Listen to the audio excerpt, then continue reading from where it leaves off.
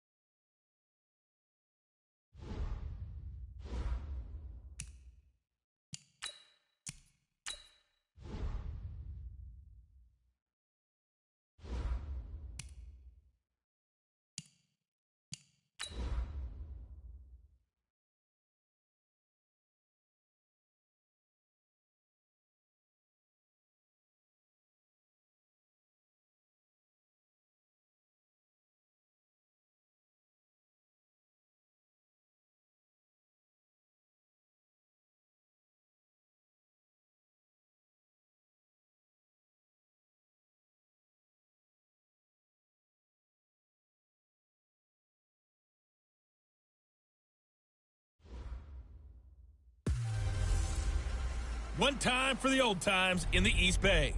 It's the coach. This is our second of two here on this opening Monday night. Coming up, the Oakland Raiders, playing in likely their final home opener in the 5-1-0 as they host their division rivals, the Denver Broncos. I'll be back to make sense of this opening weekend at halftime, but first, we're out to the Bay Area. Standing by, Brandon Godden and Charles Davis. Coach, there will be time for reflection, certainly as the season goes on, but for what might be the final time in the East Bay, it is opening night of the NFL season here in Oakland, California. This was the scene a few minutes ago. The folks around the stadium clad in silver and black going to make every last game played in Oakland count. They're ready to go as their Raiders get set to match up with the Denver Broncos. Alongside Charles Davis, I'm Brandon Gaudin. And Charles, a new season finally here. We had the great one Thursday night. All sorts of intrigue in the games yesterday, and now we put a bow on this first weekend with a good one here tonight. We do put a spotlight on key games, don't we? Even key nights. Thursday night has become a spotlight night. How about Sunday night? But there still is some magic to playing on Monday night, and these two teams are feeling it.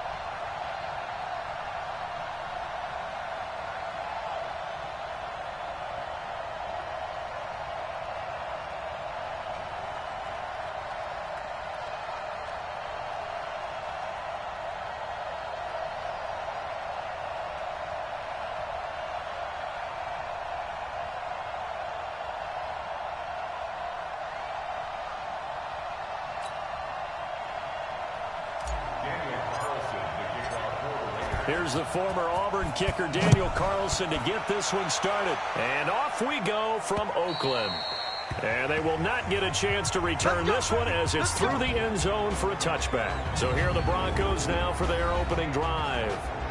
They'll be led out by their rookie QB, a second-round pick from Missouri, Drew Lock.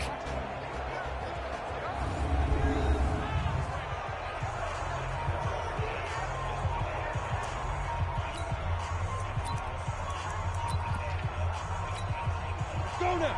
And two stop. Okay, just like that. Just like that. Hey, switch gears, switch gears.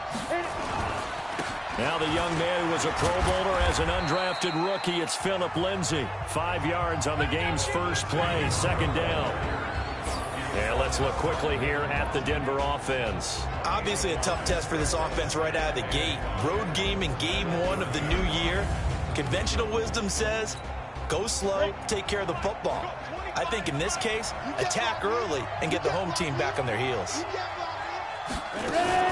On second down, a run with Lindsay. And that play going absolutely nowhere as he's belted before he could get out of the backfield. He'll wind up losing 3. And now it's third down. It's a tough one right there. He ran right into the teeth of the blitz as the linebacker was freed up in order to stuff that one for a loss. I think quarterbacks got to see that. Got to find a way to audible.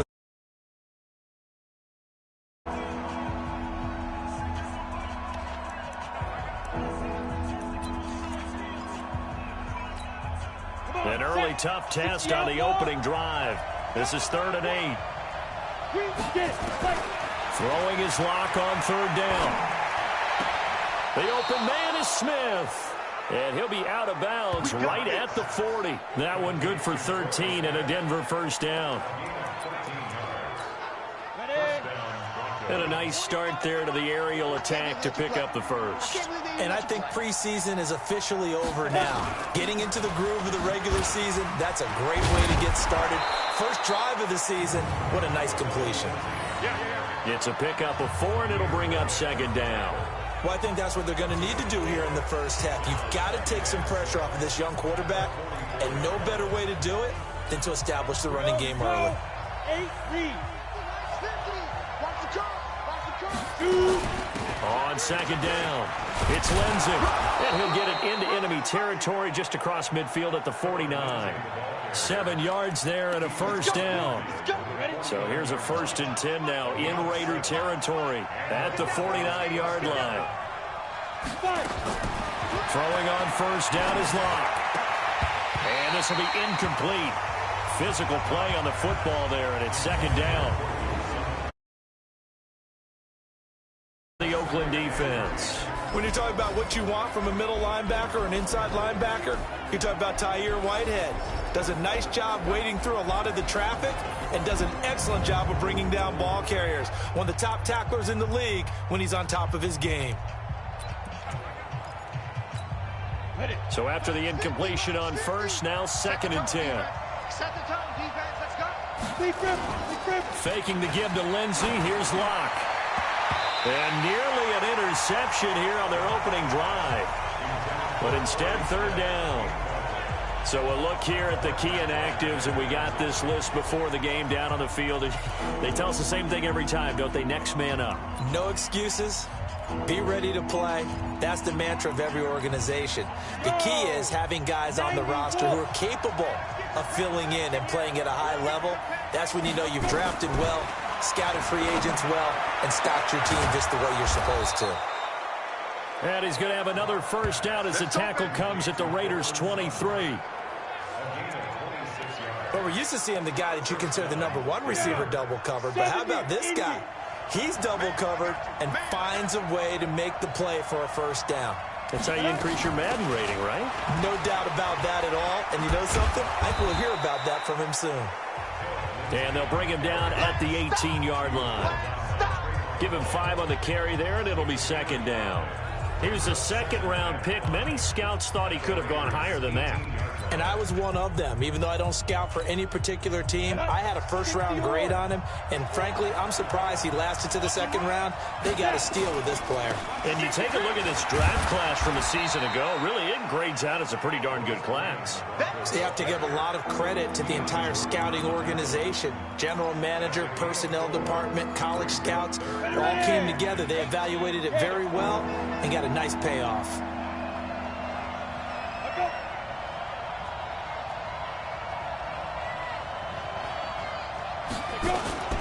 On third down, it's Freeman.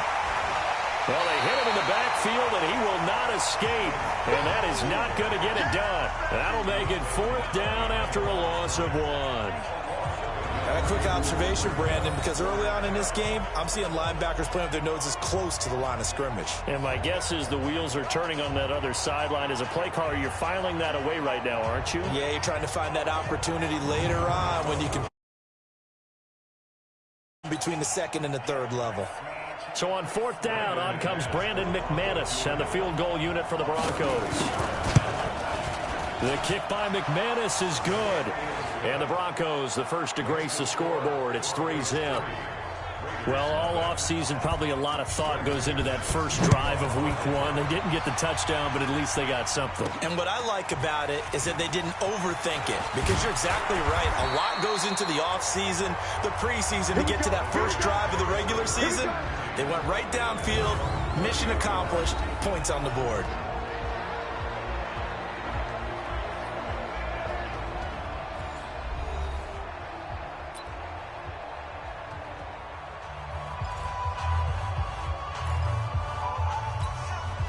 So first and 10 now from the 30. Defense wins championships, baby.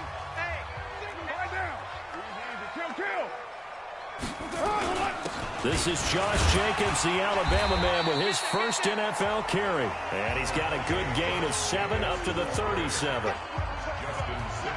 Despite the blitz, they're still able to pick up a nice solid gain. The disadvantage of blitzing often alters the normal spacing and run fits and leaves creases like they were able to exploit right there. A second down pass play there, but it's incomplete. Well, unless there's a postseason meeting later in the year, this is most likely the final time that the Broncos and Raiders will play in Oakland. Of course, so much history between the two since their inaugural season in the AFL back in 1960. Broncos and Raiders, they've been locked together in the same division, facing off twice a season. And this rivalry also stands as the most common pairing for Monday night games like we have here, 18 times, the most of any two teams. Well, they try to swing it out left into the flat, complete, but really nice open field tackling. And they played that one like a great boxer. They were on their toes on that one. They weren't back on their heels reacting to the play. No, they saw it, came right for it, and made a nice tackle for lost yardage. That is how you flip field position. That's an absolute bomb of a punt. Downs it inside the 5-yard line. Absolutely ideal. From that position, you're open. Superb. And Denver getting set to take the field. And they will start this drive with just terrible field position, backed up inside their own 5. But we have seen teams be bold here and take shots, right? Sometimes you go max protection, make it a one-receiver route, and take your shot downfield and see what happens. And occasionally, we've seen success occur. 34 yards there at a first down. Well, they came into this game saying it was important that they set the tone and show that they can run the football. I believe that they've done that here in the first quarter. On first down, right back to Lindsey. 2 yards on the carry there. It'll be second down. They tried a quick hitter inside, but that one was swallowed up because what they're hoping, those big defensive linemen will take the bait and move laterally and open up a crease that they can run through. Didn't happen on that play. Now this throw caught left side. And he's going to have another first down as the tackle comes at the Raiders' 44-yard line. So here's a first and 10 now in Raider territory at the 44-yard line. On first and 10, it's Lindsey. And he was able to shed the tackle, but the reserves come in for the stop. Nevin Lawson there on the tackle. At After the pickup of 5, here's 2nd and 5.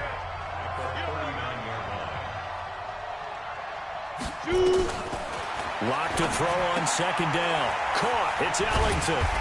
And they went the wrong way there. Losing yardage back at the 43-yard line. It's a loss of 4. Now 3rd down.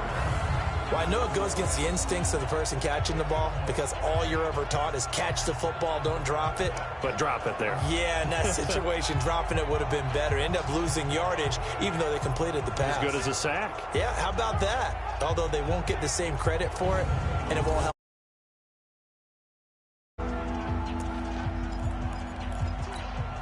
A first down line at the 34 here on 3rd down. Now a play fake, and here's Locke. He's got a man. It's Sutton. That's complete.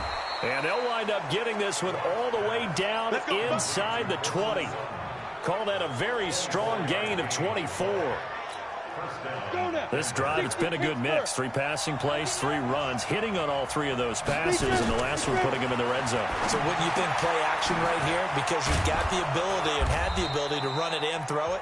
Go play action and take your shot at the end zone. That will go as a pickup of 7 on the 7th play of the drive. Able to get 7 on that first down pass play. 2nd and 3. Here's a quick throw caught by Smith. And he is into the end zone for a Denver touchdown. A 12-yard touchdown grab. And the Broncos push further out in front. That's one of those long drives where not only do you score, but you really tire out the defense, too. That's a great point because now they've been on the field for a long time. Them going to the bench, trying to make adjustments, trying to figure things out, but they'll do so fatigued. This one taken from the 7. And he's up across the 25 and down at the 28-yard line. Now the Oakland offense heading back onto the field to take over. And the last drive, their first drive, 3 and out. What changes here, if anything? I think it's making sure the guys that you trust the most with the ball, the biggest playmakers you have, that they touch it on this possession to try and get things moving. So get it to the horses. Without a doubt. They're the ones that typically end up in the end zone. Plays like we just saw there. That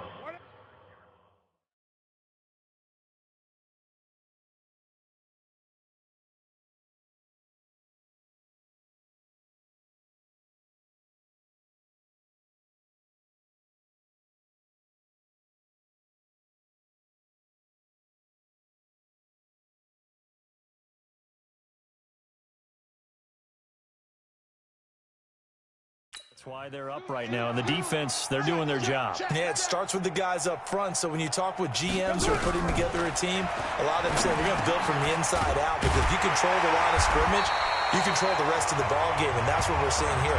They're actually playing in the offense's backfield, not necessarily just playing at the line of scrimmage.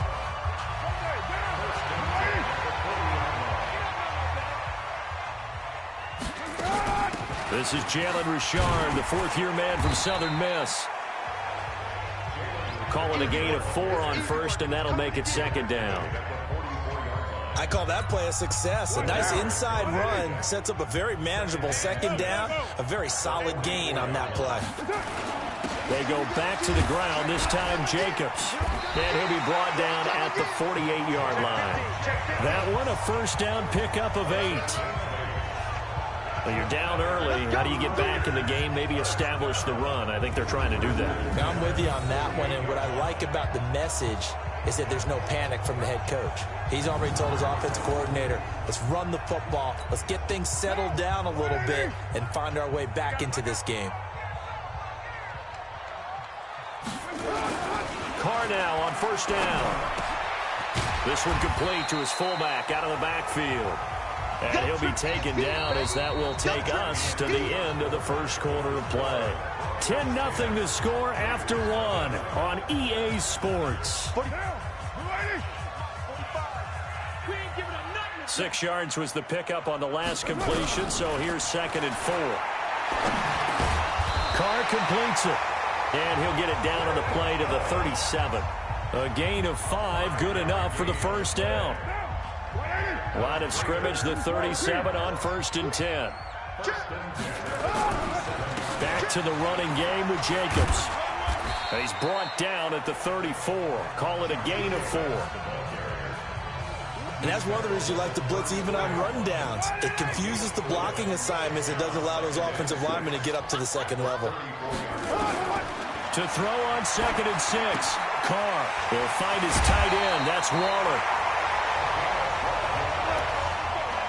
Second year in Oakland for Waller after being signed off the Ravens practice squad, but only 6 catches, 75 yards a season ago. Then he got a lot of hype in the offseason following OTAs. Their offensive coordinator saying, Darren, you have that position. Coach Gruden went as far as to say, Darren, you have the chance of a lifetime here. Well, now it's time for Darren Waller to go out there and prove it. Another